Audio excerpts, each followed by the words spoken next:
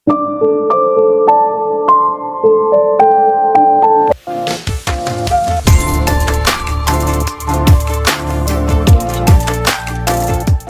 இப்ப வசமா சிக்கிக்கிட்டாரு. யாருக்கிட்ட மாட்ட போறாரு அப்படிங்கிறது தெரியல. நம்ம தேவன் ஹெல்ப் எல்லாம் கேட்கல. அந்த செலக்ஷன் நியாயப்படி நடக்கணும், நீங்க தலையிடாம இருந்தா போதும் மட்டும் சொல்லிட்டு வாங்க. அந்த சமயத்துல தேவனை பாக்குறதுக்காக பிசினஸ்மேன் வருவாங்களா? அப்ப ஹெட்லேடி சொல்லுவாங்க, இந்த மாதிரி ஜங்கும் தேவனும் பேசிட்டு இருக்காங்கன்னு சொல்லிட்டு. அவங்க 2 பேரும் ஏன் பேசிக்கிறாங்க என்ன ஏதுன்னு கேட்க இவங்க வந்து தெரியலன்னு சொல்லிடுவாங்க. இந்த சீன் அப்படியே கட் பண்ணா அந்த லெட்டர் கொடுத்தாங்க இல்லைங்களா அந்த ஜேட் லேடி, அந்த லெட்டரை சாய் வாங்கிட்டு வந்துட்டு நம்ம நயனா கிட்ட கொடுப்பாங்க. நயனா அதை பார்த்து படிக்கிறப்போ என்ன ஏதுன்னு சொல்லி கேட்கறதுக்கு என்ன அவங்க மீட் பண்ணணும்னு சொல்லியிருக்காங்க, இந்த கேட்டு கிட்ட வர சொல்லியிருக்காங்க. அப்படிங்கிறப்போ சரி நான் கண்டிப்பா போய் மீட் பண்ண போறேன். அப்படிங்கிற சமயத்துல நயனா உனக்கு ஏதாவது அறிவு கெட்டு போச்சா? கோர்ட் லேடிஸ் மெய்டு எல்லாரையும் கொண்டிருக்காங்க. இப்போ நீ அவங்க சொன்னாங்க அந்த இடத்துக்கு நீ தனியா போறது வந்து சரி கிடையாது, நீ தேவோன் கிட்ட சொல்லிட்டு தேவோனி சேர்த்து கூப்பிட்டு போ. அப்படிங்கிறப்போ இதை பாரு சாய், தேவோனிக்கு 1008 பிரச்சனை இருக்கு, இது என்னோட பர்சனல் விஷயம், என் அம்மாவோட மரணத்துக்கு படி என்ன இருக்குன்னு தெரிஞ்சுக்கணும். அப்படி இருக்கிற பட்சத்துல இதை வந்து நீ தேவோன் கிட்ட சொல்லாத, இது என் மேல ப்ராமிஸ் அப்படின்னு சொல்லிட்டு அந்த இடத்துக்கு மீட் பண்ண வருவாங்க. அங்க அந்த ஜேட் லேடி வர்றது கிடையாதுங்க, ஒரு 4 பேர் வராங்க. ஏ பொண்ணே எங்க கூட வா, யாரை பார்க்கணும் வந்து அவங்க கிட்ட கூப்பிட்டு போறோம் அப்படிங்கிறதுக்கு. அப்படியெல்லாம் வர முடியாது, நீங்க யார் என்னன்னே தெரியாது, என்ன இந்த இடத்துக்கு தான் பார்க்க வர சொன்னாங்க, அவங்க இங்க வரட்டும். அப்படிங்கிறப்போ இவங்க சண்டை போடுறதுக்கு ரெடி ஆறாங்க. நம்மளோட நயனாவும் சண்டை நல்லா போடுறாங்க. அப்ப அந்த ஜேட் லேடியா வருவாங்க. எல்லாரும் போங்க அப்படின்னு சொல்லிட்டு, இதை பாருங்க இதை நான் தான் செட் பண்ணேன், ஒருவேளை உன்னை யாராவது ஃபாலோ பண்ணிட்டு வந்திருக்காங்களோ என்னன்னு கண்டுபிடிக்கிறதுக்கு. இப்படி எல்லாரும் உன்னை அட்டாக் பண்றப்போ உன்னை ஃபாலோ பண்ணிட்டு வந்தவங்க ஹெல்ப் பண்றதுக்கு வருவாங்க இல்லையா? ஸோ அதன் வகையில நீ மட்டும் தான் சண்டை போட்டிருக்கா, அப்போ யாரும் ஃபாலோ பண்ணிட்டு வரலன்னு தெரிஞ்சு போச்சு. ஏன் இவ்வளோ பாதுகாப்பு, அப்படி என்ன பயம் அப்படின்னு கேட்க, அதெல்லாம் இருக்கட்டுமா, என்ன ஒரு சாய் அப்படின்னு சொல்லிட்டு ஒரு திருட்டு பையன் ஃபாலோ பண்ணிட்டு இருந்தான், என்கிட்ட இருக்கிற மாதிரி ஜேடு மோதிரம் உங்ககிட்ட இருக்காமே காட்டு. அப்படிங்கிறப்போ நம்ம நயனாவும் காட்டுறாங்க. அதை பார்த்தவங்க அப்படியே ஷாக் ஆகி பார்த்துக்கிட்டே இருப்பாங்க. இது இறந்து போன அரசர் கோர்ட் மெய்டுங்களுக்கெல்லாம் கொடுத்தது தானே. அப்படிங்கிறப்போ ஆமாமா ஆமா, இது வந்து உன் அம்மா கிட்ட இருக்கு அப்படின்னா அவங்க அரண்மனைக்குள்ள மேடா வேலை செஞ்சிருக்காங்கன்னு அர்த்தம். உன் அம்மாவை பத்தி சொல்லும், அம்மா பேர் என்ன ஏதானால கேட்கறதுக்கு எனக்கே தெரியாதுங்க, ஏன்னா எங்க அம்மா நிறமாச கர்ப்பிணியா இருந்தப்போ ஏதோ கத்தி குத்து விழுந்திருக்கு அவங்களுக்கு. அவங்க ஜெயில் கிட்ட வந்து அந்த வார்டன் கிட்ட ஹெல்ப் கிட்ட அப்படியே மயங்கி போய் விழுந்திருக்காங்க. வார்டன் தான் வந்துட்டு எங்க அம்மாக்கு ஹெல்ப் பண்ணிருக்காங்க. நான் பிறந்ததும் எங்க அம்மா இறந்தும் போயிட்டாங்க. எங்க அம்மாவை பத்தி எதுவுமே வார்டனுக்கும் தெரியல. அவங்களுக்கு தெரிஞ்சதில்ல, கர்ப்பவதியா இருக்கக்கூடிய ஒரு பொண்ணையே துரத்தி கொள்ற அளவுக்கு அவனுங்கள வெறியா இருந்திருக்கானுங்க. அப்படிங்கிற விஷயமும் இந்த ஜேடு மோதிரமும் தான், இது வந்து எங்க அம்மாவோட சுருக்கு பையில இருந்ததாமா எனக்கு கொடுத்தாங்க அப்படின்னு சொல்லிட்டு நயனாக்கு எவ்வளவு தெரியுமா அதை மட்டும் சொல்றான். இதே மாதிரி ஜேட் மோதிரம் எங்க அம்மா கிட்ட இருக்கு, அதே மாதிரி உங்ககிட்ட இருக்கு அப்படின்னா அப்ப நீங்களும் வந்து மேடா தான் வேலை செஞ்சிருக்கீங்க. மற்ற மேடுகளை பத்தி நான் விசாரிக்க போனப்போ அவங்க எல்லாருமே இறந்து போனாங்கன்னு தெரிய வந்தது. அப்ப நீங்க மட்டும் தான் இறந்து போகலையா? அப்ப தப்பிச்சு தலைமுறை வாழ்க்கை வாழ்ந்துட்டு இருக்கீங்களான்னு கேட்கிறப்போ இவங்களுக்கு என்ன சொல்றதுன்னே தெரியல.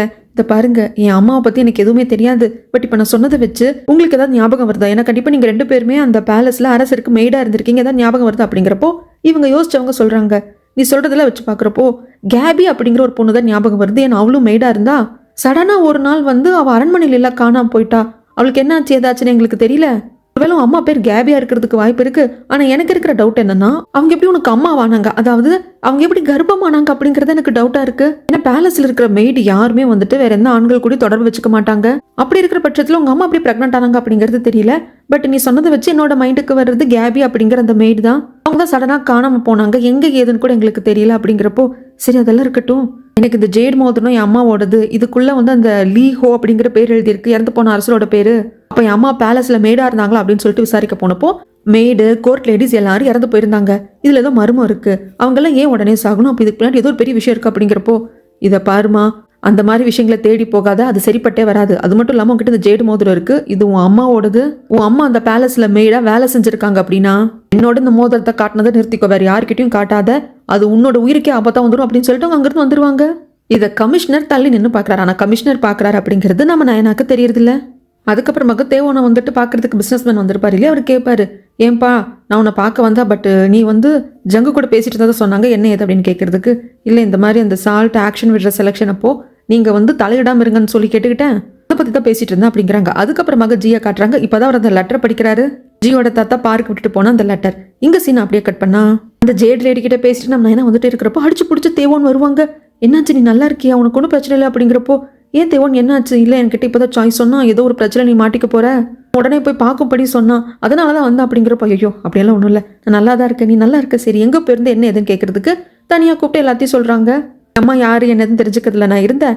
அது மட்டும் இல்லாம என் அம்மா மேடா வேலை செஞ்சப்போ இந்த ஜேட் லேடியும் மேடா தான் வேலை செஞ்சிருக்காங்க. பட் என் அம்மா கூட வேலை செஞ்சவங்களை பத்தி விசாரிக்கலான்னு போனப்போ அந்த டைம்ல வேலை செஞ்ச மேடு கோர்ட் லேடிஸ் எல்லாம் இறந்து போனாங்க. ஆனால் இவங்க ஒருத்தங்க மட்டும் தப்பிச்சிருக்காங்க. ஆனால் இவ்வளோ வருடங்களா எந்த ஒரு பிரச்சனை இல்லாமல் இவங்க உயிரோடு இருக்கிறதுக்கான காரணம் இவங்களை சுற்றி வந்து ஆட்கள் வந்து நல்லா வச்சிருக்காங்க. அவங்க நல்லாவே சண்டை போடுறாங்க, தலைமறைவு வாழ்க்கை தான் வாழ்ந்துட்டு இருக்காங்க. அது என்ன ஏதுன்னு தெரியல. சரி தேவான், அதெல்லாம் ஒன்றும் பிரச்சனை கிடையாது, அது நான் என்ன ஏதுன்னு பார்த்துக்கிறேன். நீங்கள் இந்த சால்ட் ஆக்ஷன் விடுறாங்க இல்லையா, அது என்ன ஏதுன்னு பாருங்க, அதுதான் இப்போ முக்கியம் அப்படின்னு சொல்லிடுவா. இங்கே ஜெயில தான் காட்டுறாங்க. இதை பாருமா, அந்த சால்ட் உற்பத்தி பண்ணுறதுக்காக நம்ம ஜெயில இருக்கிற கைதிகளை வந்து அங்கே வேலை செய்யறதுக்கு போகிறாங்க. ஆனால் ரூபாவும் இந்த சால்ட் பிஸ்னஸில் இருக்காளம்மா. ஒருவேளை இந்த ஆக்ஷனில் அவள் ஜெயிச்சிட்டானா என்னமா பண்ணுறது? நம்மளுக்கு அந்த அளவுக்கு கைதிகளுக்கு வந்து சம்பளமும் கொடுக்க முடியாது, அவங்க கொடுக்கவும் மாட்டாங்க. என்ன பண்ணுறது அப்படிங்கிறப்ப நீங்கள் கவலைப்படாதீங்க சார், என்ன எதுன்னு பார்த்துக்கலாம் அப்படிங்கிற சமயத்தில் வார்டன் ஓடி வந்து, ஐயா இன்னொரு பெரிய பிரச்சனை, இந்த ஜிங்சா அடிக்கிற ஆஃபீஸருக்கு சில விஷயங்கள் தெரிஞ்சு போச்சு. நாம் இந்த மாதிரி சால்ட் ப்ரொடியூஸ் பண்ணுறதுக்கு கைதிகள் அனுப்புகிறோம் அப்படிங்கிறது லீகல் தான், அது வந்து பிரச்சனை இல்லை. பட் அந்த பணத்தில் நாமளும் கொஞ்சம் கமிஷன் எடுத்துக்கிறோம் அப்படிங்கிறது தெரிஞ்சு போச்சு.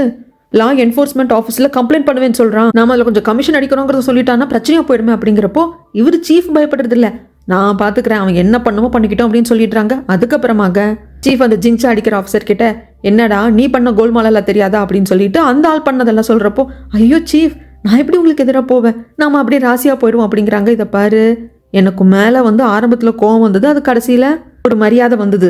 எகெயின் நீ தேவையில்லாமல் என்னை வந்து வாரி விடுற வேலையை பார்த்த, என்னை அழிக்கணும்னு பார்த்த அப்படின்னா முடிச்சு கட்டிடும் அப்படின்னு மிரட்டி விட்டுடுறாங்க. இங்கே சால்ட் வந்து எத்தனை சாக்கு ரெடியாக இருக்குது அப்படிங்கிறப்போ 850 சாக்கு ரெடியாக இருக்குது. பட் ஆக்ஷன் விடுறதுக்குள்ளே 1000 சாக்கு ரெடி ஆகிடும். சரி எவ்வளோத்துக்கு லாபம் வச்சு விற்கலாம் அப்படிங்கிறப்போ கடைசி வருஷம் ஒரு மூட்டைக்கு 7.5 ரூபாய் அப்படின்னு சொல்லிட்டு லாபம் வச்சு விற்றுருக்குறாங்க.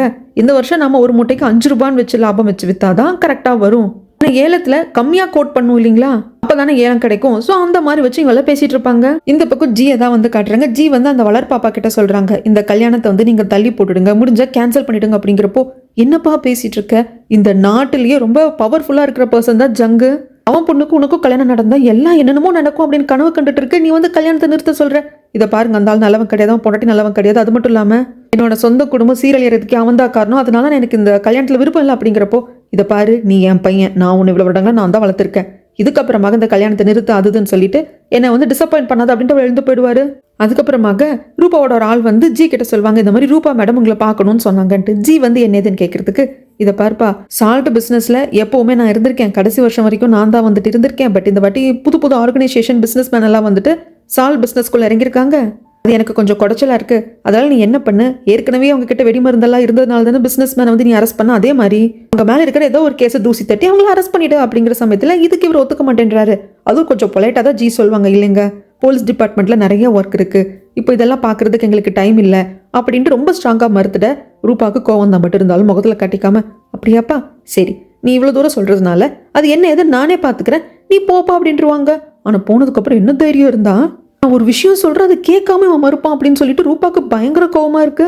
ஜி போகிறப்போ ஷினி வந்துட்டு என்ன கேட்குறா, உங்களுக்கும் அந்த நயனா பொண்ணுக்கு என்ன சம்மந்தம் அப்படின்னு கேட்குறப்போ, எதுக்கு கேட்குற, லாஸ்ட் வாட்டி உங்களை பார்க்கறதுக்காக நான் வந்திருந்தேன், ஆனால் அந்த நயனா பொண்ணு கிட்ட பேசுறதுக்காக என்ன அவாய்ட் பண்ணிட்டு நீங்கள் போயிட்டீங்க, அதனால தான் கேட்குறேன் அப்படிங்கிறப்போ, இதை பாரு ஷினி, நீ கேட்குற சிலியான கொஸ்டினுக்கெல்லாம் ஆன்சர் பண்ண முடியாது, எனக்கு வேலை இருக்குன்னு இவர் கிளம்பிடுவாரு. பின்னாடி இருக்கிற மேட்டு சொல்லுவாங்க, இதை பாருங்கம்மா, நீங்கள் வந்து இந்த ஜிக்கும் அந்த நயனாவுக்கு இடையில என்ன உறவு முறை இருக்குன்னு நீ இவர்கிட்ட கேட்டு நீ தெரிஞ்சுக்கணும்னா நீ இன்னும் கொஞ்சம் பொலைட்டாக கேட்கணும், கோவப்படக்கூடாது. கோவப்பட்டு கேட்டேன்னா எந்த ஆம்பளையும் கரெக்டான ஆன்சர் கொடுக்க மாட்டான் அப்படிங்கிறப்ப கோவத்தில் அரைஞ்சிருவா. வயசு வித்தியாசம் கூட பார்க்காம அரைஞ்சது அந்த மேடுக்கு ரொம்ப கஷ்டமா போயிடும். இந்த வாட்டி ஜங்கு தன் பையனான தேவன் பக்கம் தான் இருக்காங்க. விலை நிர்ணயம் பண்ணுற டீமை கூப்பிட்டு சால்ட் ஆக்ஷன் விடுறப்போ அந்த காம்படிஷன் ஃபேராக நடக்கணும் அப்படின்னு சொல்லிடுவாங்க. ஏன் நீங்கள் என்னையா சொல்ல வரீங்க, ஃபேராக நடக்கணும், என்னோட பொண்டாட்டியும் சால்ட் பிஸ்னஸில் இருக்கா அப்படிங்கிறதுக்காக நீங்கள் எந்த ஒரு பாரபட்சமும் பார்க்க வேண்டாம், நியாயப்படி நடக்கணும் அப்படின்னு சொல்லிடுவாங்க. இது அண்ணனுக்கு தெரிய வந்து அண்ணங்காரன் வந்துட்டு ரூபா கிட்ட சொல்ல, ரூபா பல்ல கடிப்பா, என்ன தைரியம் இருந்தால் அவர் கடைசியில் பையன் பக்கம் ஸ்டாண்ட் எடுத்துட்டு என்ன காலவாரி விட பார்ப்பாரு. இருக்கு அந்த தேவன் என் கையில் இந்த வாட்டி கண்டிப்பாக மாட்டுவான் அப்படின்ட்டு தேவன் மேலே தான் அந்த கோபம் வருது. அதுக்கப்புறமாக அரசரோட பாடி கார்டு வந்துட்டு இந்த மாதிரி லா என்ஃபோர்ஸ்மெண்ட்லேருந்து நான் வந்திருக்கிறதாக சொல்லி தான் நயனாவை ஜெயிலிருந்து கூப்பிட்டு வந்து பேசுகிறாங்க. அதிகாரி உங்களை பார்க்கணும்னு சொன்னாங்க அப்படிங்கிறப்போ சரி வரேன் அப்படிங்கிறாங்க. இப்போ வரைக்கும் அது அரசர் தான் அப்படிங்கிறது எனக்கு தெரியாதுங்க. அரசர் ஒரு சீக்ரெட்டான இன்ஸ்பெக்டரை வந்து அப்பாயிண்ட் பண்ணியிருக்காங்க, அவர் தான் இவருன்னு சொல்லி தான் நினச்சிட்டு இருக்காங்க. இந்த சாப்பாடு கடை வச்சிருக்கிற ஆண்டியோட வீட்டுக்கு தான் வெயிட் பண்ணிட்டு இருப்பாங்க. அந்த கடைக்கும் வர சமயத்தில் ஆண்டி கேட்பாங்க, நைனா போன வாட்டி வந்த ஆள் தானே இந்த ஆள், நான் இப்போ போய் தேவன் கிட்ட இதை பற்றி சொல்லணுமா அப்படிங்கிறப்போ, ஐயோ ஆண்டி அதெல்லாம் ஒன்றும் வேண்டாம், இவர் எனக்கு தெரிஞ்சவர் தான், நல்லவர் தான், ஒன்றும் பிரச்சனையும் இல்லை, நான் பார்த்து பேசிக்கிறேன் அப்படின்னு சொல்லிட்டு உள்ள வராங்க. ஜெயிலில் என்ன நிலவரம் என்ன மாதிரியெல்லாம் போயிட்டு இருக்கு அப்படிங்கிறப்போ, இந்த மாதிரி கைதிகளை வந்துட்டு சால்ட்டு தயாரிக்கிறதுக்கு நாங்கள் கைதிகளை வந்து அனுப்புகிறோம், லா என்ஃபோர்ஸ்மெண்ட் ஆஃபீஸோட அனுமதியோட தான் அனுப்புகிறோம், அதனால இந்த மாதிரியெல்லாம் நடந்துட்டு இருக்கு அப்படின்னு சொல்லிட்டு எல்லா டீட்டெயில்ஸும் சொல்லுவாங்க. அப்போ இங்கே சும்மா ட்ரிங்க்ஸ் பண்ணுறதுக்கு சாப்பிட்றதுக்காக தேவோனு ஃப்ரெண்டு அந்த மேனேஜர் எல்லாம் வர்றப்போ அரசரும் நயனாவும் அப்போ தான் உள்ளே பேசிட்டு வெளியே வருவாங்க. நயனா அங்கே இருக்கிற தேவோனை பார்த்துட்டு மரியாதை நிமித்தமாக பவ் பண்ணி வணக்கம் வச்சுட்டு வெளியே வரைக்கும் வந்து வழி அனுப்புவா. அந்த சமயத்தில் அரசரும் வணக்கம் வச்சுட்டு போகிற சமயத்தில் கீப் இன் டச் அப்படின்ட்டு போவாரா. தேவன் காதுல என்னது கீப்பு இன்னும் டச்சா அப்படிங்கிற மாதிரி இருக்கும். கோவத்துல வந்து நயனா உங்ககிட்ட தனியா பேசணும்னு கூப்பிட்டு போறாரு. வந்ததும் என்ன எதுன்னு கேட்கறதுக்கு யார் அந்த ஆளு, போன வாட்டி வந்தப்போ ஏதோ பிரச்சனைன்னு சொன்னேன், கடைசியில வேற ஒன்றும் இல்லை, நான் தப்பா புரிஞ்சுக்கிட்டேன்னு சொன்னேன், இப்போ வேற அவர் கூட பேசிட்டு வர என்ன ஏது பிரச்சனை அப்படின்னு கேட்கறதுக்கு இல்லை என்னால் இப்போ அதை பற்றி சொல்ல முடியாது, ஆனால் அவர் தப்பான ஆள் கிடையாது அப்படிங்கிறாங்க. தேவோன் முகம் வந்து ஒரு மாதிரி பதட்டமா கடுகடுன்னு இருக்கா. நயனா கேட்பாங்க ஏன் உங்க முகம் ஒரு மாதிரி பதட்டமா இருக்கு, நீங்க மேல கோவமா இருக்கீங்க அப்படிங்கிறப்போ கோமாவா, சச்சா அதெல்லாம் ஒன்றும் இல்லை, நீ சின்ன பொண்ணு, ஏதோ தெரியாதனமா யாராவது கிட்ட பேசி ஏதோ பிரச்சனையாடுமே அப்படிங்கிற ஒரு அக்கறையில் கேட்டுட்டா அவ்வளோதான், மற்றபடி வேற ஒன்றும் இல்லை, நீ வந்து ஓகே தான் நானும் ஓகே தான் அப்படின்னு சொல்லிட்டு அங்கன்னு வந்துருவாங்க. என்னதான் இருந்தாலும் நயனாவும் ஒரு பெண் தானே, அவங்களுக்கு புரியுது ஓகே நாம் அந்த ஆஃபீஸர் கிட்ட பேசுறது தேவனுக்கு பொசிட்டிவாக இருக்குன்னு சொல்லிட்டு அதுக்கப்புறமாக இந்த மெய்டை தான் காட்டுவாங்க. அதாவது இந்த ஜங்கோட வீட்டில் வேலை செய்கிற இந்த மெய்டு, இந்த பொண்ணு என்னை விட சின்ன பொண்ணு, நான் பார்த்து வளர்ந்த பொண்ணு தர்ஷினி, என்னை பாட்டுக்கு பலார்னு அடிச்சுட்டா, அவளை விடவே கூடாது. இவங்க அம்மா என்ன முறைப்படி ஜங்க கல்யாணம் பண்ணிக்கிட்டு வந்தவளா, இவளே கான்குபேனா வந்தவ தானே, அதே மாதிரி அவ இடத்துக்கு இன்னொருத்தங்க வர்றதுக்கு எத்தனை நாள் ஆகிட போகுது, ஏன் நானே வரப்போகிறேன் அப்படின்னு சொல்லிட்டு ஜங்கை செடியூஸ் பண்ணும் அப்படிங்கிற மாதிரி இறங்கிடுறாங்க. காஃபி கொடுக்க வர்றப்போ ஜங்கையா நான் வேணும் உங்களுக்கு மசாஜ் பண்ணட்டுமா அப்படிங்கிறப்போ ஏன் இப்போ என் பொண்டாட்டிக்கு தெரிஞ்சா ரூபாக்கு தெரிஞ்சா உன்னை ஒன்றும் கொல்லாமல் விட்டுருவாளா, அந்த பயம் உனக்கு இல்லையா அப்படிங்கிறப்போ இருக்கட்டும் பரவாயில்ல, பட் இருந்தாலும் எனக்கு பிடிச்சது நான் செஞ்சு தான் தீருவேன் அப்படின்னு சொல்லிட்டு மசாஜ் பண்ணலான்னு முதுகம் திக்கிட்டே இருக்கிறப்போ நீ வந்து நல்லா குளிக்கல போல இருக்க, ஒரு பேட் ஸ்மெல் வருது போ அப்படின்னு சொல்லிடுவாங்க. கரெக்டாக வர்றதுக்கு ரூபா வருவா, ஆனால் ரூபா பெருசாக எதுவும் கண்டுக்கல, அதனால இவளுக்கு ஓகே அப்படின்ட்டு இருக்கும்.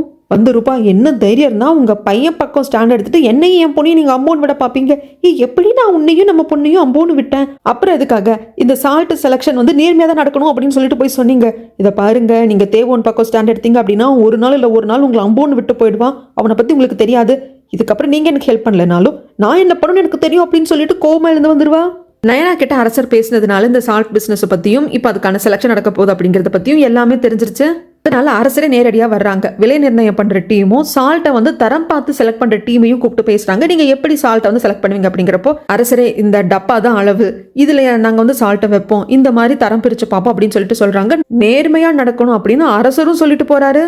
அது மட்டும் இல்லாமல் இந்த ஒட்டுமொத்த செலக்ஷனும் கரெக்டாக நடக்கிறப்போ என்னென்ன நடக்குதுன்னு எனக்கு அப்பப்போ அப்டேட் கொடுத்துக்கிட்டே இருக்கணும், என்னோட மேற்பார்வையில் இதெல்லாம் நடக்கணும்னு சொல்லிடுவாங்க. இது அண்ணனுக்கும் அன்னைக்கும் தெரிஞ்சது ரூபா மோசம் போயிட்டு நம்மளால ஒன்றும் பண்ண முடியாது, அரசரே நேரடியாக இந்த சால்ட் செலக்ஷனை பார்க்க போறாராமா அப்படின்னு சொல்லிடுறாங்க. இப்போ என்ன பண்ணுறது, வேற வழியே கிடையாது, அவங்க ஒரு கொட்டேஷன் கோட் பண்ணுவாங்க இல்லையா, அதை நாம தெரிஞ்சுக்கணும் அப்படிங்கிற முடிவுக்கு ரூபா வரா. அதனால அன்னிக்காரி கிட்ட சொல்ல அன்னிக்காரி அடையாள் கிட்ட சொல்றாங்க, ஐயோ அவங்க ரொம்ப கான்ஃபிடென்ஷியலாக வச்சிருப்பாங்களே எப்படி மேடம் கண்டுபிடிக்கிறது அப்படிங்கிறப்போ அதுக்கு தானே பணம் கொடுக்குறப்ப கண்டுபிடிக்கிறாங்க. அப்போ சாய் கூட 2 பேர் சுற்றிட்டே இருப்பாங்க இல்லையா, அவங்கள தனியாக பிடிச்சி வச்சுக்கிட்டு சாயை வந்து பிளாக்மெயில் பண்ணி அந்த அமௌண்ட் எவ்வளோ கோட் பண்ணுறாங்கன்னு தெரிஞ்சுட்டு வா, ஒரு சாக்குக்கு எவ்வளோ அமௌண்ட் கோட் பண்ணுறாங்கன்னு தெரிஞ்சுட்டு வான்னு அனுப்புறாங்க. சாயும் வந்துட்டு கேட்பாங்க நம்ம தேவன் கிட்ட, அதில் ரொம்ப ரகசியம், இப்போ எதுக்கு அதை பற்றி கேட்குறேன், அவர் அசால்ட்டாக போயிடுவாங்க. ஆக்சுவலாக இந்த ரூபாவோட கம்பெனி தேவோன் வந்து இருக்கிற கம்பெனி மட்டும் சால்ட் பிஸ்னஸ் வந்து பண்ண போகிறது இல்லைங்க, இன்னும் சில கம்பெனிஸும் பண்ணிட்டு இருக்கோம். அவங்க என்ன அமௌண்ட் கோட் பண்ணுறாங்க அப்படின்னு தெரிஞ்சுக்கணும் அப்படிங்கிறதுக்காக அவங்க சொசூருக்கு ட்ரிங்க்ஸ் பண்ண வரப்போ ஹெட் லேடி மீனா அவங்களுக்கு வந்து ட்ரிங்க்ஸ் ஊற்றி கொடுக்குற மாதிரி கொடுத்து அவங்க பேசுறது தெரிஞ்சுக்கிட்டு வந்துட்டு மீனா சொல்கிறாங்க, இந்த மாதிரி அந்த கம்பெனி வந்து ஒரு சாக்குக்கு 6 ரூபான்னு வச்சுக்க போகிறாங்களாமா, எனக்கு தெரிஞ்சு ரூபா வந்துட்டு ஒரு சாக்குக்கு 7.50 தான் வச்சுக்க போகிறா, இவ்வளோதான் எங்களால் கண்டுபிடிக்க முடிஞ்சது அப்படின்னு சொல்கிறப்போ இதை பற்றி மற்றவங்க கிட்ட டிஸ்கஸ் பண்ணுற சமயத்தில் நான் என்ன சொல்கிறாங்க, போன வருஷம் தான் ரூபா வந்து ஒரு சாக்குக்கு 7-6 ரூபான்னு வச்சு விற்றா, ஆனால் இந்த வாட்டி அப்படி கண்டிப்பாக விற்க மாட்டா, அப்படி அமௌண்ட் கோட் பண்ணால் அவள் கண்டிப்பாக தோத்துருவான்னு தெரியும், ஸோ அதை விட கம்மியான அமௌண்ட் தான் கோட் பண்ணுவா, அது எப்படி தெரிஞ்சுக்கிறது அப்படின்னு இப்போ எல்லாருக்கும் வந்து யோசனையா இருக்கு. கடைசியில் பிசினஸ் மேன் நம்ம தேவன் எல்லாரும் சேர்ந்து முடிவு பண்ணி ஒரு அமௌண்ட்டை கோட் பண்றாங்க, ஒரு சாக்குக்கு 3 ரூபாய் அப்படின்னு சொல்லிட்டு மத்தியானம் 1 மணிக்குள்ள நீ போயிட்டு அந்த ஆஃபீஸ்ல இருந்து கொடுத்துடணும் கிளம்பு அப்படின்னு சொல்லி ஃப்ரெண்டு கிட்ட கொடுத்து அனுப்புறாங்க. ஆனா இந்த அடியாளு சாயையும் சாய் கூட இந்த 2 பர்சனையும் வந்து பிடிச்சி வச்சிருக்காங்க இல்லைங்களா, ஸோ அவங்கள வச்சு அந்த ஃப்ரெண்டு கிட்ட பேச வைக்கிறாங்க. அந்த பொண்ணு வந்து பேசுறா, எனக்கு ஒன்று பிடிக்கும், நீ என்னை வந்து கண்டுக்கவே மாட்டேங்கிற அப்படின்னு சொல்லிட்டு வளைஞ்சு பேசி அந்த ஃபார்ம் வச்சிருப்பாங்க இல்லைங்களா, அதை எப்படியும் ஆட்டையை போட்டுடுறாங்க. அதன் வகையில் ஒரு சாக்குக்கு 3 ரூபாய் அப்படின்னு சொல்லி இவங்க கோட் பண்ண போறாங்க அப்படிங்கறத அடியாள் தெரிஞ்சுக்கிட்டு போய் சொல்றான், என்னது 3 ரூபாவா, ரொம்ப கம்மியாச்சே, இது எப்படி அவங்க அமௌண்ட்டை ஒரு கோட் பண்ணாங்க, லாஸ் தானே ஆகும் அப்படிங்கிறப்போ டேய் நீ உண்மையாக கரெக்டாக கண்டுபிடிச்சி அப்படின்னு கேட்குறப்ப அடியாள் இருந்துட்டு நானே என் கண்ணால் எல்லாத்தையும் பார்த்து கண்டுபிடிச்சிருக்கேன், நம்புறதும் நம்பாதும் உங்கள் இஷ்டம் அப்படின்றாங்க. இல்லை தேவன் நம்ப முடியாது, என்னை அழிக்கிறதுக்காக அவன் நஷ்டம் ஆனாலும் பரவாயில்லன்னு அந்த அமௌண்ட்டை கோட் பண்ணியிருப்பான், நம்ம அதை விட கொஞ்சம் கம்மியாக கோட் பண்ணலாம் அப்படின்னு சொல்லிட்டு கோட் பண்ணி கொண்டு போய் கொடுத்துட்றாங்க. இன்னைக்கு நிறைய பேர் வந்துட்டு கொடுத்துருப்பாங்க இல்லைங்களா, அதில் யார் வந்து இருக்கிறதுலே கம்மியான அமௌண்ட் கோட் பண்ணியிருக்காங்களோ அவங்களுக்கு வந்துட்டு அந்த பிஸ்னஸை கொடுக்க போகிறாங்க. அதுக்கான விஷயம்லாம் நடந்துகிட்டே இருக்கிறப்ப அரசர்கிட்ட வந்து எல்லாத்தையும் சொல்லிக்கிட்டே இருக்காரு பாடி கார்டு, இது நடக்க போகுதுன்னு சொல்லிட்டு இப்போ ஒவ்வொரு கவராக பிரித்து என்னென்ன அமௌண்ட் கோட் பண்ணியிருக்காங்கன்னு படிச்சுக்கிட்டே இருக்காங்க. அப்படி படிக்கிறப்ப ஒரு கம்பெனி 6 ரூபான்னு கோட் பண்ணியிருக்கு, ஒரு கம்பெனி 5 ரூபான்னு கோட் பண்ணியிருக்கு, நம்மளோட தேவோனோட கம்பெனி வந்து 3 ரூபான்னு கோட் பண்ணியிருக்காங்க. ஆனால் அதை விட கம்மியாக 2.9 அப்படின்னு சொல்லிட்டு ஒரு சாக்குக்கு அப்படின்னு கோட் பண்ணியிருக்காங்க இந்த ரூபாவோட கம்பெனி. அதனால அவங்களுக்கு தான் வந்து பிஸ்னஸ் கொடுக்க போகிறோன்னு சொல்லி முடிச்சிடுறாங்க. அன்னிக்காரி நாம தான் வின் பண்ணோம் அப்படின்னு சொல்லி வந்து சொல்றப்போ ரூபாக்கு சந்தோஷமா இருக்கானா அண்ணா வந்துட்டு, ஆனா லாஸ் தாமா அப்படிங்கிறாங்க. அண்ணன் நமக்கு லாஸ் தான், ஆனா நம்ம சர்வை ஆயிடுவோம், பெருசா அந்த நஷ்டம் வந்து நம்மளை பாதிக்காது. ஆனா தேவனுக்கு இந்த பிசினஸே கிடைக்கல, அவனால இதுக்கப்புறம் தலையே எடுக்க முடியாது, அதுதானே எனக்கு முக்கியம் அப்படிங்கிறாங்க. இல்லடாமா தங்கச்சி ரூபா, நாம ஏமாந்துட்டோம். இந்த ஆக்ஷன் எல்லாம் முடிஞ்சதுக்கு அப்புறமாக தான் எனக்கு ஒரு விஷயம் தெரிய வந்தது அப்படிங்கிறாங்க. என்ன? தேவோன் ப்ரொடியூஸ் பண்ண அத்தனை சால்ட்டையும் மிலிட்ரிக்கு விற்க போறோம் அப்படிங்கிறப்போ என்னது இது எப்பண்ண நடந்தது அப்படின்னு ரூபா ஷாக் ஆகுறா. இது எப்படி நடந்திருக்கும் அப்படின்னாங்க, இந்த சால்ட்டை வந்து உற்பத்தி பண்றதை பத்தி இதுக்கெல்லாம் பண்ணியிருக்கோம், இதுக்கு ஜெயில இருந்து வந்துட்டு கைதிகள்லாம் கூட வேலை செய்ய போயிருக்காங்க அப்படிங்கிறது எல்லாத்தையும் அரசர் நான் என்ன கிட்ட இருந்து கேட்டு தெரிஞ்சிருப்பாங்க இல்லையா. அவர் என்ன சொல்லியிருக்காரு, நான் சீக்ரெட் ஆஃபீஸர், நான் அரசர்கிட்ட சொல்றேன் அப்படின்னு சொல்லிட்டு, நான் அரசர்கிட்ட டிஸ்கஸ் பண்ணிட்டேன், தேவோன் கிட்ட சொல்லிடு இந்த ஆக்ஷன்ல கலந்துக்கவே வேண்டாம்னு சொல்லிடு. ஏன் சார், ஏன் கலந்துக்க கூடாது? ஏன்னா நாட்டோட மிலிட்ரிக்கும் வந்து உப்பு தேவைப்படுது, இந்த ஆக்ஷன்ல கலந்துக்கிட்டா இன்னும் நிறைய கம்பெனியெல்லாம் போட்டி போடுவாங்க, அதுல தேவனோட கம்பெனி வின் பண்ணுமா பண்ணாது நம்மளால சொல்ல முடியாது. ஏன்னா செலக்ஷன் அப்படிங்கிறது நியாயப்படி நடக்கணும். அப்போ வந்துட்டு இதை விட யாராவது கம்மியாக கோட் பண்ணியிருந்தாங்கன்னா அவங்களுக்கு போயிடும், அதனால நட்டம் தான் ஏற்படும். அதனால தான் நான் அரசர்கிட்ட பேசிட்டேன், நீங்க டைரக்டா மிலிட்ரிக்கு இந்த உப்புங்க எல்லாத்தையும் சப்ளை பண்ணிருங்க. அது மட்டும் இல்லாமல் மிலிட்ரிக்கு சப்ளை பண்றது மூலியமாக அதிகப்படியான லாபமும் கிடைக்கும். நல்ல லாபம் கிடைக்கிறப்போ அந்த கைதிகள் வந்து வேலை செஞ்சிருக்காங்க இல்லையா, அவங்களுக்கு கூடுதலா கூட சேலரி கொடுக்க முடியும் இல்லையா அப்படின்னு சொல்லிட்டு நான் என்ன கிட்ட எல்லாத்தையும் சொல்லியிருப்பாங்க. ஆஃபீஸர் ரொம்ப நன்றி, அரசர்கிட்ட இந்த அளவுக்கு பேசி உதவி பண்ணியிருக்கீங்க இல்லையா, ரொம்ப நன்றி அப்படிம்பாங்க.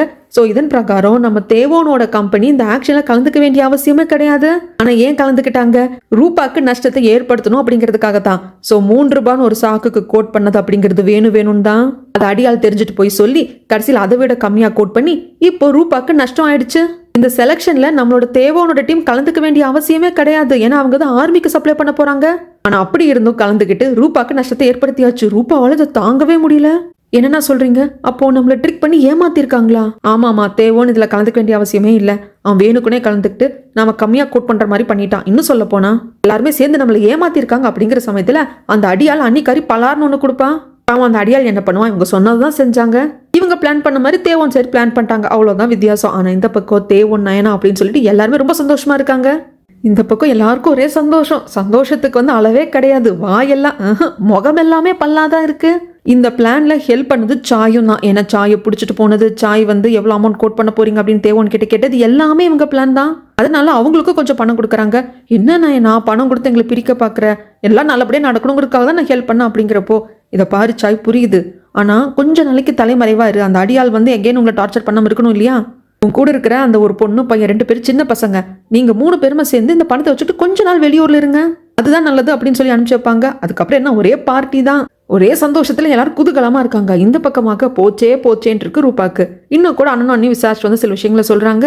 அவங்க மிலிட்ரிக்கு டைரக்டா உப்பு சப்ளை பண்றதன் மூலியமாக 5000 ரூபாய் லாபத்தை பார்க்க போறாங்க. நாம வந்து ஒரு சாக்குக்கு 2.9 அப்படின்னு சொல்லிட்டு அமௌண்ட் கோட் பண்ணதுனால 8000 ரூபாய் நஷ்டத்தை பார்க்க போறோம் அப்படிங்கிறாங்க. அது மட்டும் இல்லாம அவங்க வேணுக்குமே ஒரு சாக்குக்கு 3 ரூபாய் தான் கோட் பண்ண போறாங்க அப்படின்னு பண்ணதெல்லாம் வேணுக்கும் தான் நம்ம கண்டிப்பா அவங்க எவ்வளவு கோட் பண்ணிருக்காங்கன்னு கண்டுபிடிப்போம், அதை விட கம்மியா கோட் பண்ணுவோம் அப்படிங்கிறதுக்காக தான் வேணுக்குனே பண்ணிருக்காங்க. சரி, மிலிட்ரிக்கு உப்பு சப்ளை பண்ணணும்னா அது எவ்வளோ பெரிய விஷயம், அந்த கான்டாக்ட் எல்லாம் எப்படி கிடைச்சது தேவோனுக்கு? என் புருஷன் ஜங்க் ஏதாவது ஹெல்ப் பண்ணியிருப்பாங்களா அப்படிங்கிறப்ப அண்ணி அண்ணனும் சொல்றாங்க, இல்ல அந்த அளவுக்கெல்லாம் வந்துட்டு பவர் கிடையாது, அந்த அளவுக்கு பண்ணவும் முடியாது, மிலிட்ரி பக்கமெல்லாம் நம்ம பவரே செல்லுபடி ஆகாது.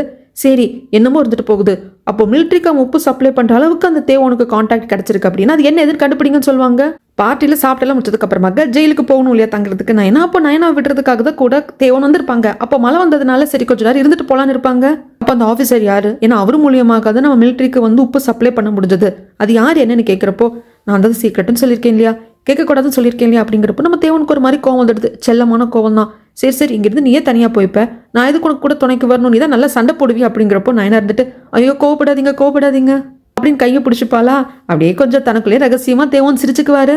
சரி சொல், அந்த ஆஃபீஸர் யார் என்னன்னு கேட்கறதுக்கு மறுபடியும் நயனா யோசிக்க, நயனா என்ன நீ நம்பாததுனால தான் என்கிட்ட சொல்ல மாட்டேன்ற, அப்படி இருக்கிறப்ப நான் எதுக்கு உங்ககிட்ட பேசணும் அப்படிங்கிறப்போ ப்ளீஸ் கோவப்படாதீங்க உட்காருங்க, தேவோன் அது என்னங்கிறத நான் சொல்றேன், ஆனால் நீங்க யார்கிட்ட சொல்ல மாட்டீங்களா அப்படிங்கிறப்போ சொல்ல மாட்டேன் அப்படிங்கிறாங்க. ஆக்சுவலா என்ன பார்க்க வர அந்த ஆஃபீஸர் வந்து சீக்ரெட் இன்ஸ்பெக்டர். ஆமா, இவரை அப்பாயிண்ட் பண்ணதே அரசர் தான்.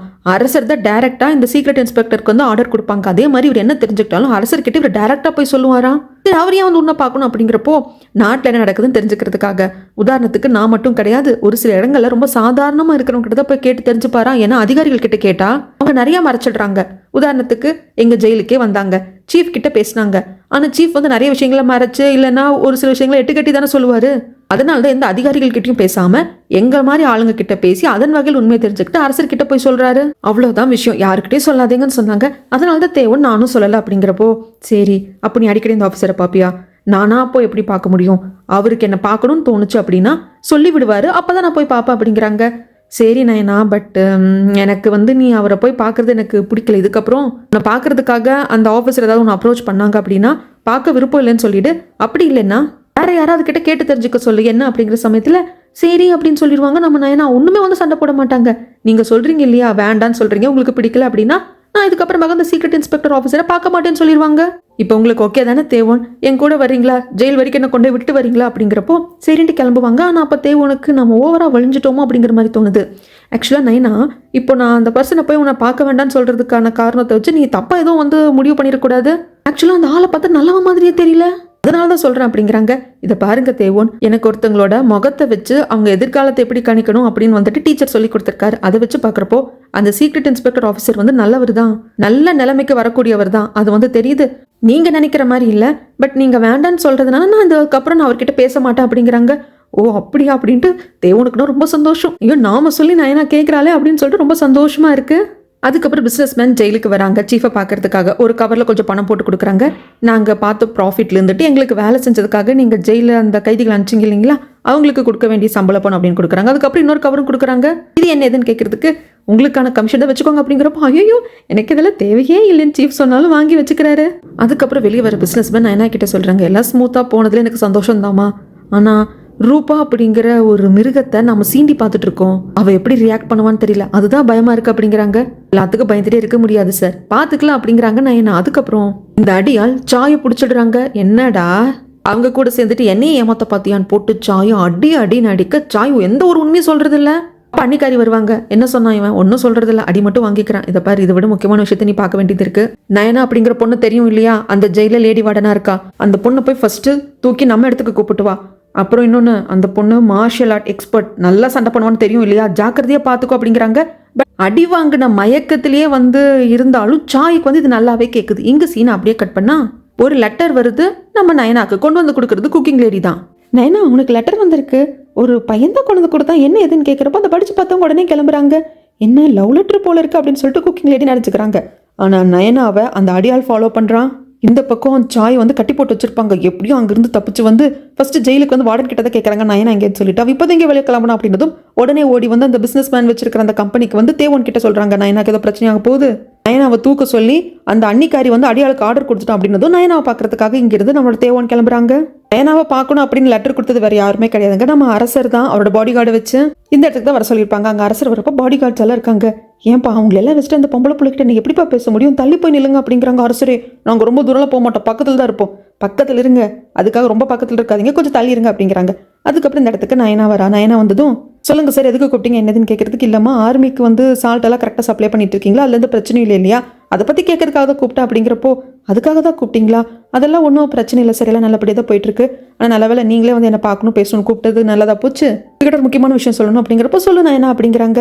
இது பாருங்க, நான் எனக்கு தெரிஞ்ச எல்லாத்தையுமே சொல்லிட்டேன், அந்த ஜெயிலை பற்றியும் சரி எனக்கு தெரிஞ்ச எல்லா விவரத்தையும் நான் உங்ககிட்ட சொல்லிட்டேன். இதுக்கப்புறம் நான் உங்களை பார்க்க வேண்டாம்னு நினைக்கிறேன். ஏன்னா என்ன அப்படி சொல்கிறேன், இன்னி என்னை பார்க்கறதுனால நான் உனக்கு ஏதாவது ஒரு அன்கம்ஃபர்டபுளான சுச்சுவேஷனை கொடுத்துட்டேன் அப்படிங்கிறப்போ ஐயோ அப்படி இல்லை, இதுக்கப்புறம் நான் பார்த்துக்கிறதுக்கு என்ன இருக்குது, எனக்கு தெரிஞ்ச எல்லாத்தையும் நான் சொல்லிட்டேன், இதுக்கப்புறம் எகைன் பார்க்கறதுக்கான அவசியம் இல்லை. இல்லை நான் உன்னை பார்க்கறதுக்கான காரணமே நாட்டு நடப்பை தெரிஞ்சுக்கிறதுக்காக தான். கரெக்டு தான், ஆனால் அரசர் உங்களை சீக்ரெட் இன்ஸ்பெக்டர் அப்பாயிண்ட் பண்ணியிருக்கிறதே நீங்கள் எல்லாத்தையும் போய் தெரிஞ்சுப்பீங்க அப்படிங்கிறதுக்காக தான். நீங்கள் எல்லா இடம் போய் தெரிஞ்சுக்கிட்டா தான் நல்லா இருக்கும், எல்லாத்தையும் என்கிட்ட இருந்தே கேட்டு தெரிஞ்சுக்கிட்டீங்கன்னா எனக்கு எவ்வளோ தெரியும், எனக்கு ஓரளவுக்கு தானே தெரியும் அப்படிம்பாங்க. அது கொஞ்சம் அரசருக்கு ஒரு மாதிரி கஷ்டமாக இருக்குது. பட் இருந்தாலும் ஆமாம் ஆமாம் அரசர் என்ன அப்பாயிண்ட் பண்ணியிருக்காரு, என்னோட வேலை தானே அது, புரியுது புரியுது அப்படின்னு மனசுக்குள்ளேயே சொல்லிக்கிறாங்க. இந்த பக்கமாக அந்த கான்ஸ்டபிள் கூட ஃபாலோ பண்ணிட்டே வந்திருப்பாங்க நயனாவை.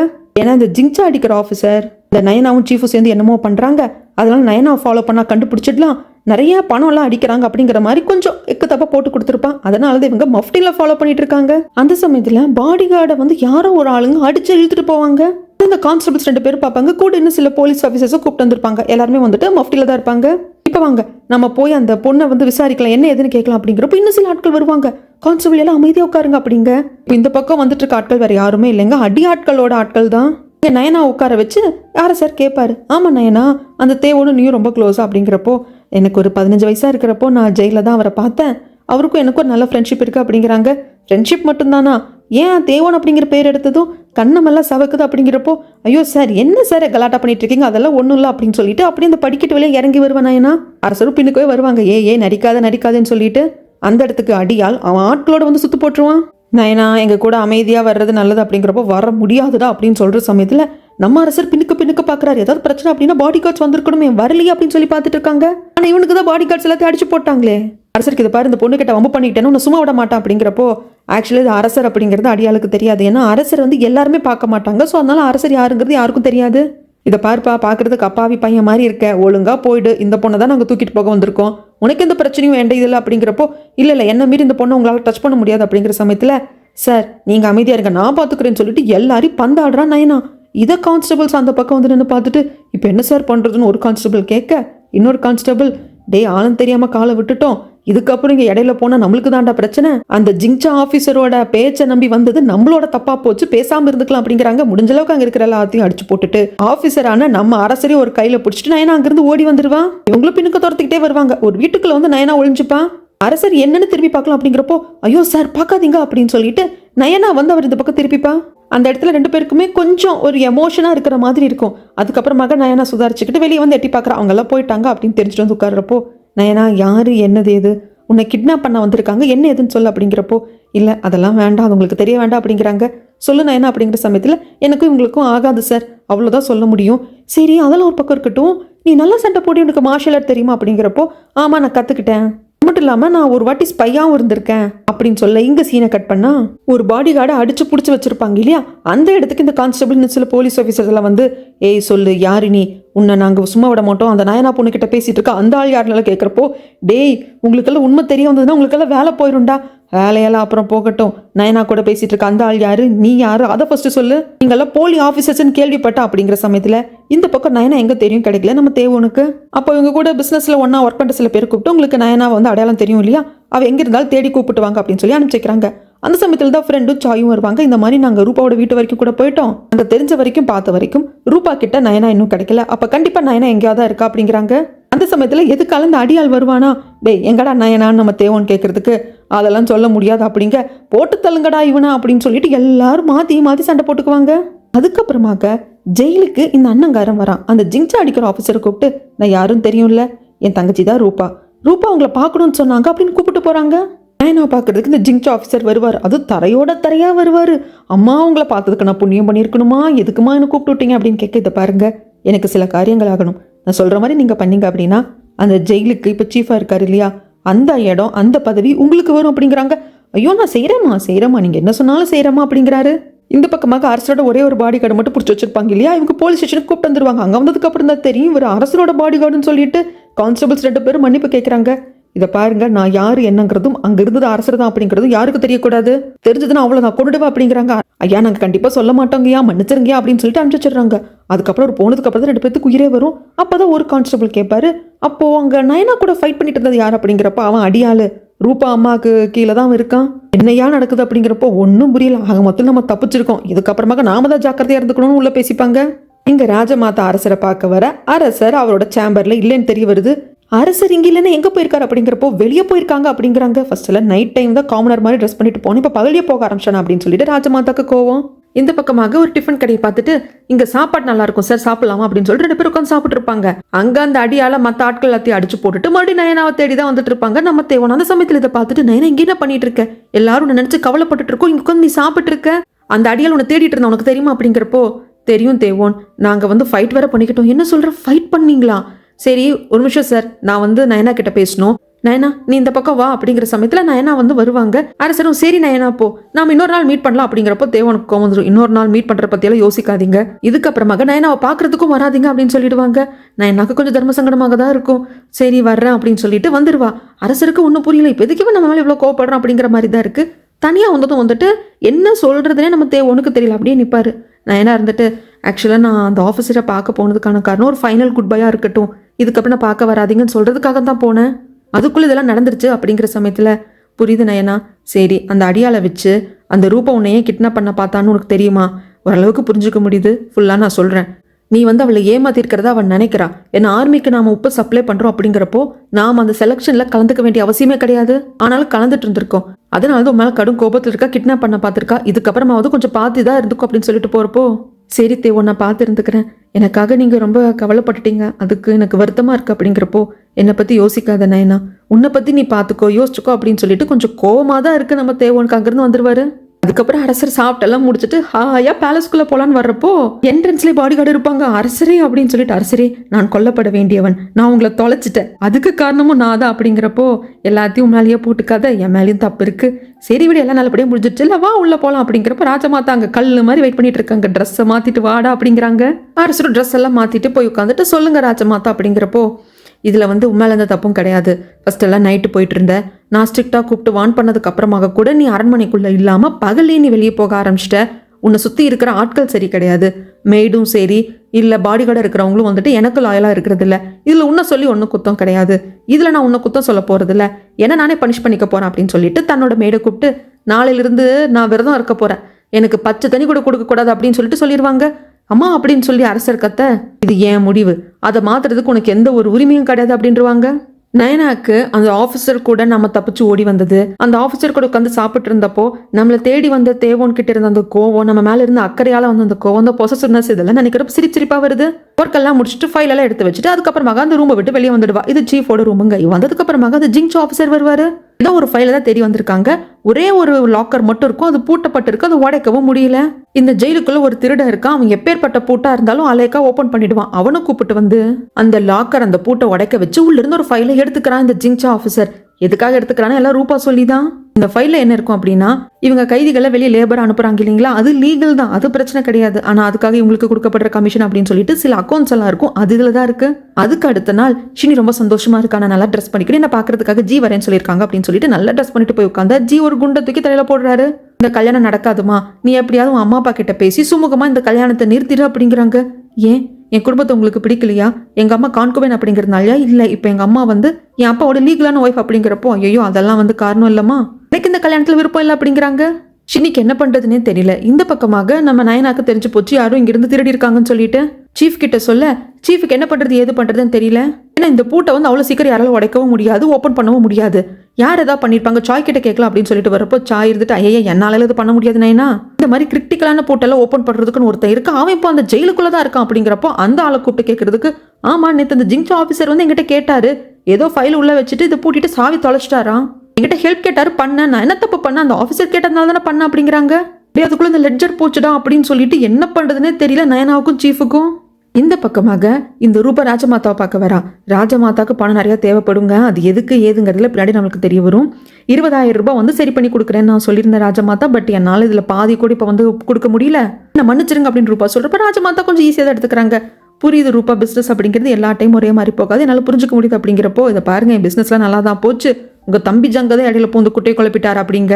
உடனே ஜங்கு கூப்பிட்டு ராஜமாதா பேசுறாங்க, ஏன்டா உன் பையன் பக்கம் ஸ்டாண்ட் எடுக்கிறதுக்காக ரூபாவோட பிசினஸ் ஏன்டா காலி பண்ற, ரூபா எனக்கு நேரத்துக்கு பணம் கொடுத்துட்டு இருக்கா, அந்த பணம் எனக்கு ரொம்ப முக்கியம், தேவையே இல்லாம நீ எதுவும் பண்ணாதேன்னு சொல்லி மிரட்டி விட்டுருவாங்க. அதுக்கப்புறமாக செம கோபத்துல வந்துட்டு ஜங்கு கேட்பாரு, ஏன் ரூபா இப்படி பண்ணிட்டு இருக்க, எதுக்கு எங்க அக்கா கிட்ட என்ன மாட்டி விட்டுட்டு இருக்க, என்னை பத்தி இல்லாததும் போலாதும் சொல்ற அப்படிங்கிறதுக்கு, நான் என்ன இல்லாததும் போலாதும் சொன்னேன், நீங்க உங்க பையன் பக்கம் ஸ்டாண்ட் எடுக்க போனதுனாலதான் இத்தனை பிரச்சனை நடந்துச்சு. அதான் ராஜமாதா இவ்வளவு கோவமா இருக்காங்க, நான் ஒன்னும் இல்லாதது பொல்லாதெல்லாம் சொல்ல, உண்மைதான் சொன்னேன். அதுக்கப்புறம் இந்த லெட்ஜர் எடுத்து வைக்கிறாங்க, இந்த லெட்ஜர்ல இருக்கிறது எல்லாமே உங்க பையன் பண்ண திருட்டு வேலை தான், உங்க பையன் இப்ப இருக்கிற பிசினஸ் டீமும் அந்த ஜெயில இருக்கிற சீஃப் நான் இவங்க எல்லாம் சேர்ந்து என்னென்ன பண்ணாங்க அப்படிங்கிறதுக்கு எல்லாருக்கும் இதை வச்சு அவங்களை பனிஷ்மெண்ட் கொடுங்க அப்படிங்கிறாங்க. என்ன நினைச்சிட்டு இருக்க, என் சொந்த பையனை அரெஸ்ட் பண்ண சொல்றியா, உனக்கு பனிஷ்மெண்ட் கொடுக்க சொல்றியா, அதே என்னால முடியாது அப்படிங்கிறப்போ, இதை பாருங்க உங்க பையனுக்காக நீங்க ஸ்டாண்ட் எடுக்கிறீங்க அப்படின்னா உங்க அக்கா இந்த நாட்டோட ராஜமாதாக்கு எகென்ஸ்டா நீங்க நின்னுக்கோங்க, ஆனா உங்க பையனுக்கு நீங்க பனிஷ்மெண்ட் வாங்கி கொடுக்கறது மூலியமாக ராஜமாதோட நம்பிக்கை நீங்க மறுபடியும் சம்பாதிக்க முடியும், அவங்க உங்களை மன்னிச்சிருவாங்க அப்படிங்கிறப்ப என்ன பண்றதுன்னு தெரியல. இவரோட இடத்துக்கு வந்துட்டு ஜியை கூப்பிட்டு விடுறாங்க. இதுல எல்லா விஷயம் டீடைல்ஸும் இருக்கு, அந்த தேவோன் இருக்கிற அந்த பிசினஸ் ஆர்கனைசேஷன், அதுக்கப்புறம் ஜெயில நடந்த எல்லா குளறுபடிகளும் இருக்கு, இதை வச்சு ஆக்ஷன் எடு அப்படிங்கிறப்போ ஜி இருந்துட்டு, சார் ஏற்கனவே உங்க வைஃப் ரூபா சொன்னாங்க அப்படின்னு சொல்லிட்டு எந்த ஆதாரமும் இல்லாம நான் நிறைய தவறான காரியங்களை பண்ணிட்டேன், இதுக்கப்புறம் பண்ண முடியாது அப்படிங்கிறப்போ, ஜி இந்த வாட்டி அப்படி கிடையாது, எல்லாத்துக்கும் ப்ராப்பரான எவிடன்ஸ் இருக்கு, ப்ராப்பரா எவிடன்ஸ் இருக்கு, நீ செக் பண்ணதுக்கு அப்புறம் பண்ணா போதும்னு சொல்லிடுறாங்க. அவ்வளவுதான். அடுத்த நாள் ஜெயிலுக்கே வந்து அரெஸ்ட் பண்ணி 2 பேரையும் கூப்பிட்டு போறாங்க, சீஃபையும் நயனாவையும்.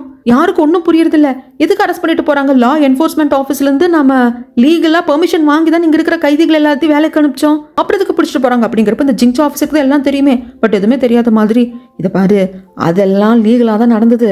ஆனால் அந்த தேவோனோட அந்த பிஸ்னஸ் மேன் வச்சிருக்கிற அந்த கம்பெனி ஆர்கனைசேஷன்ல இருக்கு இல்லையா, அவங்க கிட்ட இவங்க கொஞ்சம் லஞ்சம் வாங்கியிருக்காங்க, அதுதானே தப்பு அப்படிங்கிறாங்க. அது எப்படி அவங்களுக்கு தெரியும், போலீஸ்க்கு தெரியும் அப்படி உனக்கு தெரியும் அப்படிங்கிறப்போ, நான் ஏதோ கெஸ்ட்ல சொன்னேன்ப்பா அப்படின்னு சொல்லிட்டு என்னென்னமோ இங்க வந்து சமாளிக்கிறாங்க. இந்த பக்கமாக நயனாவை பிடிச்சிட்டு போகிறத சாய் பார்த்துருவாங்க. என்னாச்சு நயனா அப்படின்னு சொல்லிட்டு ஒன்றும் புரியல. உடனே தேவோன் கிட்ட சொல்லலான்னு வந்தா தேவோனையும் அரெஸ்ட் பண்ணிட்டு வராங்க. அப்போ தேவன் கிட்ட சொல்லுவாங்க நயனாவையும் சீஃபையும் கூட பிடிச்சிட்டு போறாங்க அப்படின்னு சொல்லிட்டு. அதுக்கப்புறம் நயனா சீஃபையும் உட்கார வச்சு எதுக்கு எங்களை அரெஸ்ட் பண்ணீங்க, என்ன ஏதுன்னு சொல்லிட்டு 2 பேர் கேட்குறப்போ ஜி அந்த லெட்ஜர் எடுத்து கொடுக்குறாங்க. நீங்க கைதிகளை லா என்ஃபோர்ஸ்மெண்ட் ஆஃபீஸோட அனுமதியோட தான் வேலைக்கு அனுப்பிச்சிங்க அப்படிங்கறதால லீகல். ஆனா அதுக்காக நீங்க அந்த பிசினஸ் மேன் கிட்ட இருந்து பணம் வாங்கியிருக்கீங்க, அது இல்லீகல். அதுக்கான எவிடன்ஸ் இதோ அப்படிங்கிறப்போ அவ்வளவுதான், ஒண்ணுமே பண்ண முடியாது. நயனாக்கு புரிஞ்சு போச்சு நம்ம கையும் களவுமா பிடிபட்டுட்டோம் அப்படின்னு சொல்லிட்டு இந்த மாதிரி ரூபா எல்லாரையும் அரெஸ்ட் பண்ணிட்டாங்க, எந்த பிரச்சனையும் இல்லை அப்படிங்கிறப்போ. ஆனால் என்னதான் இருந்தாலும் தேவோன் வந்துட்டு ஜங்கோட பையன் கண்டிப்பாக அவர் ஏதாவது பண்ணுவார் அப்படிங்கிறாங்க. ஆனால் ரூபா வந்துட்டு இல்லை, இந்த வாட்டி பண்ண மாட்டாங்க. ஏன்னா ராஜமாதா வந்து டைரக்டா கண்காணிச்சிட்டு இருக்காங்க, கண்டிப்பாக வந்து ஜங்க் எதுவும் பண்ண மாட்டாரு அப்படின்னு சொல்லிட்டு நம்பிக்கை கொடுக்குறாங்க. இந்த வாட்டி தேவோனை ஒழிச்சு கட்டணும் அப்படிங்கிறதுல ரூபா தெளிவாக இருக்கா.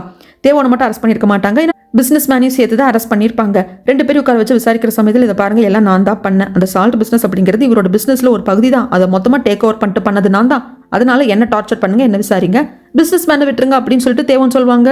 இந்த பக்கம் ஜெயில அந்த ஜிங்சா ஆஃபீஸரை தவிர்த்து மற்ற எல்லா அதிகாரிகளும் பரபரன்னு ஒரு மாதிரி பதட்டத்தில் தான் இருக்காங்க. அந்த சமயத்துல எல்லாரும் சீஃபோட ஆஃபீஸ் ரூமுக்கு வாங்க அப்படின்னு சொன்னா சீஃபோட சேர்ல இவர் தான் உட்காந்துட்டு இருப்பாங்க. இது பாருங்க, இதுக்கப்புறமாக இந்த ஜெயிலுக்கு நான் தான் சீஃப், இந்த ஜெயில ரன் பண்ண போறவனே நான் தான், அதுக்கான ஆர்டர் எல்லாம் வந்துருச்சு அப்படின்னு சொல்ல என்னடா என்ன நடக்குது அப்படின்னு சொல்லிட்டு உங்களுக்கு ஒண்ணுமே புரியல. ரூபா கிட்ட போட்ட டீலிங் தாங்க, அந்த சீக்ரெட் லெட்ஜர் கொடுத்தாச்சு, அதனால இந்த ஜெயிலுக்கு இவர் சீஃப் ஆயிட்டாரு. அதுக்கப்புறம் பிசினஸ் மேன் தேவோன் நயனா சீஃப் எல்லாரும் இந்த ஜெயிலே கொண்டு வந்து அடிக்கிறாங்க. அப்ப கான்ஸ்டபிள் சொல்லுவாங்க இன்னும் 2 வாரம் இருக்கு இவங்க ட்ரையலுக்கு, அது வரைக்கும் இங்க தான் வந்து அடைக்க சொல்லியிருக்காங்க சொல்லி இன்ஸ்ட்ரக்ஷன் கொடுத்துக்கிட்டே இருக்கிறப்போ பாத்துக்கோங்க, நீங்க எல்லாரும் எங்கிட்ட கொஞ்சம் பார்த்து கவனமா பேசுங்க, ஏன்னா இதுக்கப்புறமாக இந்த ஜெயிலுக்கு நான் தான் சீஃப்னு இந்த ஜிங்சோ ஆஃபீஸர் சொல்றப்போ சீஃபுக்கு கோவம் வருது. வேற வழி இல்லை, எல்லா கையை மீறி போயிடுச்சு. இதுக்கப்புறம் என்ன நடந்தது அப்படிங்கறத அடுத்த வீடியோல வந்து சொல்றேங்க.